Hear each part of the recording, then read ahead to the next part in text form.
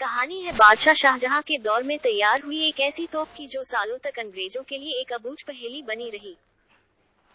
इसका आकार इतना था कि एक आदमी पूरा इसके अंदर आसानी से बैठ जाता था और वजन इतना कि अंग्रेज महीनों तक इसे ब्रिटेन ले जाने की जुगत में लगे रहे लेकिन किसी भी तरह ले जा नहीं पाए। जी हाँ, ये थी मुगल दौर में आगरा में ढली अति विशालकाय तोप धुनधुनी। पैसा कमाने के लालच में आखिरकार अंग्रेजों ने इस तोप के कई टुकड़े कर डाले। आगरा में यमुना नदी पर बना लोहिया पुल इसी की धातु को बेचकर मिली रकम से तैयार किया गया था। ये पुल आज भी मौजूद है।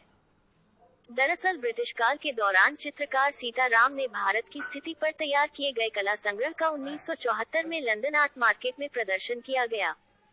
इसमें सीताराम के भारत के हालातों पर तैयार कई बेहतरीन वाटर कलर चित्रों को प्रदर्शित किया गया। इन्हीं चित्रों में एक रहस्यमयी तोप की पेंटिंग भी शामिल थी। यहीं से आगरा की महान तोप पर जोरदार चर्चा शुरू हुई। दरअसल सीताराम ने सन 1815 में आगरा के यमुना किनारे की एक वाटर कलर तस्वीर भी बनाई थी। इस तस्वीर में आगरा किले के पास शाह बुर्ज के नीचे पड़ी एक भारी तोप को साफ देखा जा सकता है।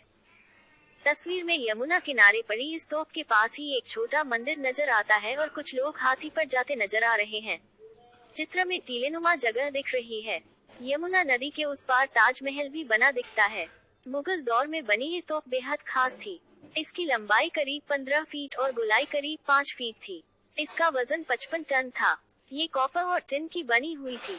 कुछ इतिहासकारों के मुताबिक इसमें सोना और चांदी भी मिलाया गया था। इसमें कॉपर और टिन 9:1 के अनुपात में था।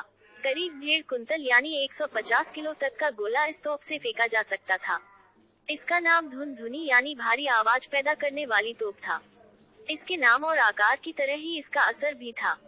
इस तोप से निकलने वाला गोला आगरा किले से फतेहपुर सीकरी तक मार कर सकता था और इसकी आवाज मीलों दूर तक सुनाई दे जाती थी। यह मुगल दौर की कुछ शानदार तोपों में से एक मानी जाती थी। ये बीजापुर की सबसे बड़ी तोप मले के मैदान के बाद भारत की मुगल दौर में ढाली गई सबसे बड़ी तोप मानी जा सकती है। हालांकि एक अंतर और था मले के मैदान और धुनधुनी में।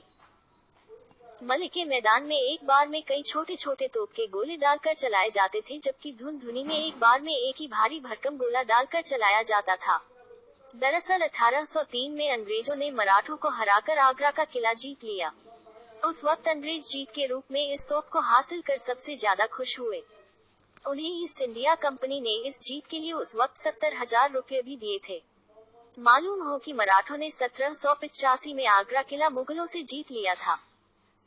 किले पर कब्जा करने वाले अंग्रेज commander in chief general lake ने 22 अक्टूबर 1803 को लॉर्ड वेलेस्ली को किले से हासिल हुई चीजों का ब्यौरा भेजा था। इस लिस्ट में आगरा की इस ग्रेट गन का भी जिक्र था।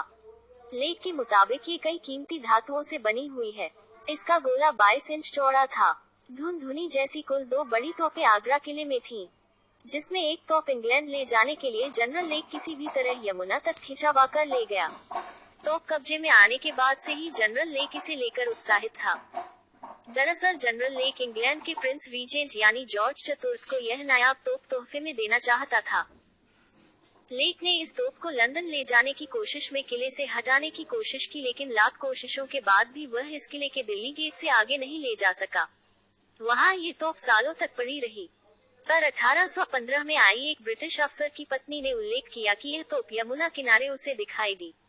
यमुना किनारे ये तोप करीब 2 दशकों तक ऐसे ही पड़ी रही। इन विशालकाय तोपों से लेक काफी प्रभावित था। इसे लेकर कई कहानियां भी प्रचलित हैं। मसलन धुनधुनी जैसी कुल 2 बड़ी तोपें आगरा किले में थीं, जिसमें एक तोप इंग्लैंड ले जाने के लिए जनरल लेक किसी भी तरह यमुना तक खिंचवा कर ले गया, लेकिन उसका वजन इतना ज्यादा था कि वो यमुना में डूब गई। शायद इसी कारण उसने दूसरी तोप को किले के एक गेट तक लाकर ही छोड़ दिया था। 1828 से 1835 तक भारत के गवर्नर जनरल रहे लॉर्ड विलियम बेंटिक को लंदन से खर्च कम से कम करने के आदेश थे।